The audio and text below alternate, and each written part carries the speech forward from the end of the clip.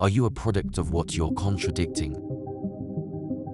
To make it all easy, what you contradict will get into your mind. At this point, your mind will never be yours, but only a product of what you're contradicting. The question is how to awaken beyond the threshold of contradictions, and what does it mean in a world filled with contradictions? So far, we are only travelers through time. It's as if one is on a one-way ticket, and awareness is the only way to be in tune. It simply means alive. However, how can one solidly distinguish between being alive or not? Life will certainly melt down when one is caught up with contradictions. Eventually, it's about discovering what IQ means beyond contradictions. So far, this whole massive universe and what's in it can only be observed through 17 levels of consciousness, which are associated with specific emotional states. It's the basic understanding of our consciousness map. They are like brain operating systems because we can only process thoughts at specific levels of consciousness as we travel through each second.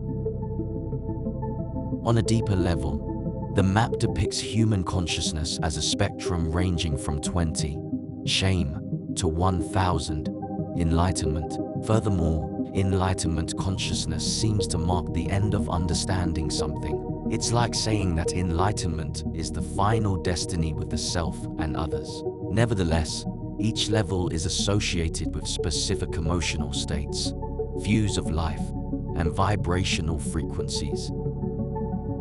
Based on author J. Solis, it's considered one's piano through the dimension of time, and the keys are pressed automatically based on how life is being viewed. In this analogy, we are also considered pianists when we can change our life views. It implies the understanding of the self as we collide with the outside world, which only occurs through the map.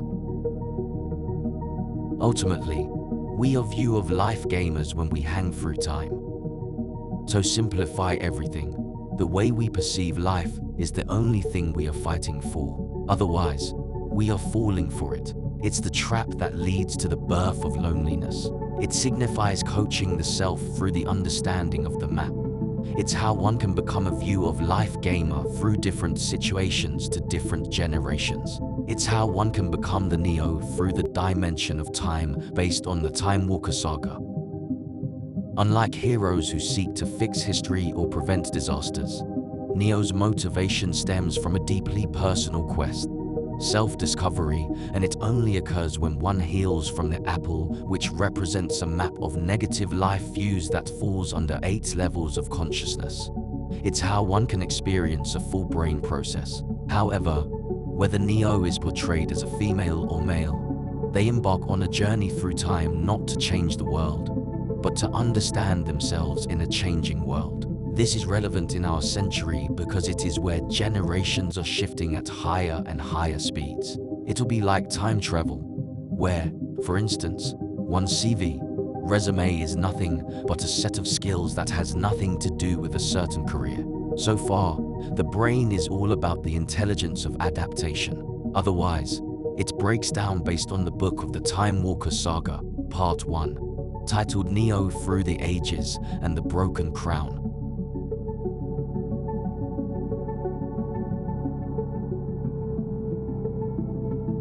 The Rebirth Wisdom, Episode 1, inspired by the Time Walker Saga, Part 1.